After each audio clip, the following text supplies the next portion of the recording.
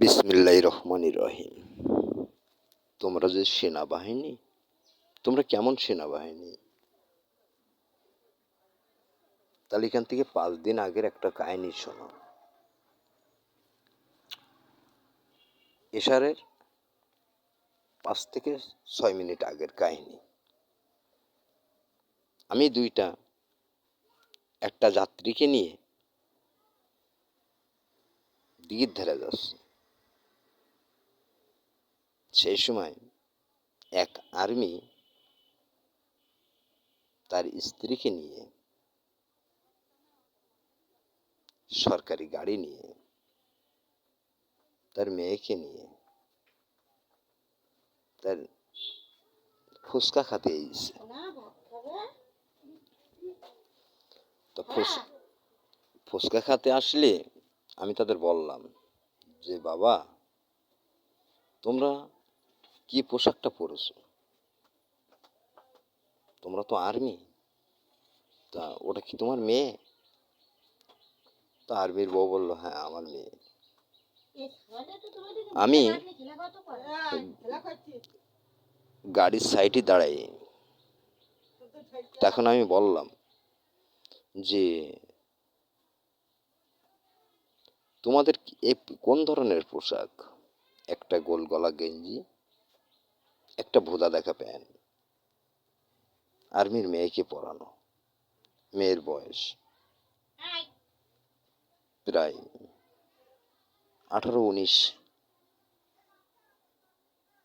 কেমন দেখা যাচ্ছে? আমাকে তখন আর্মির বাবু বলছে, এখান থেকে তুমি যাও। সেখানে অনেক লোক হয়ে গেছে, অন্তত 50-60 জন মানুষ হয়ে গেছে। তারা শুনতেছে আমার কথা। আমি গাড়ির সামনে আটকাই, আমি গাড়ির ড্রাইভারও আছে, তাদের আমি বলতেছি, তা তোমরা যে আর্মি, তোমরা নিজেদের রক্ষা করতে পারো না, তোমরা লোককে কিভাবে রক্ষা করবে?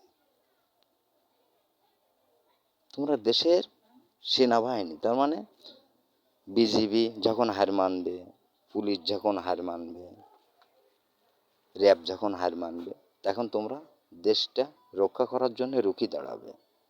কিন্তু তোমাদের মেরুদণ্ড আছে?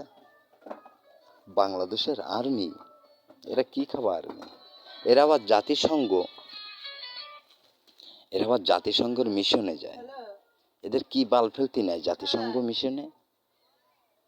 এটা তো চিন্তা করার বিষয়। যারা দেশের মানুষের পরে আক্রমণ করে, যারা সরকারি দলীয় হয়ে সাধারণ ছাত্রদের পরে আক্রমণ করে, তারা কিসের আর্মি? তাদের কেউ মানে? এই যে ভোটের সময় তোমরা কি করলে?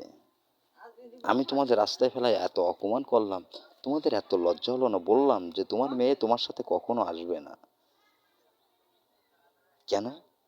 তোমরা, জনগণ তাকাইছিল আর্মির মুখের দিকে, আর তোমরা কি করতেছো? তোমরা তখন আর্মি আমাকে বলছে যে আমরা রাস্তায় রাস্তায় টল দিতে আইছি, আমাদের কোনো ভোট কেন্দ্রে যাওয়ার কথা নেই। তাহলে তোমরা থেকে কি করলে?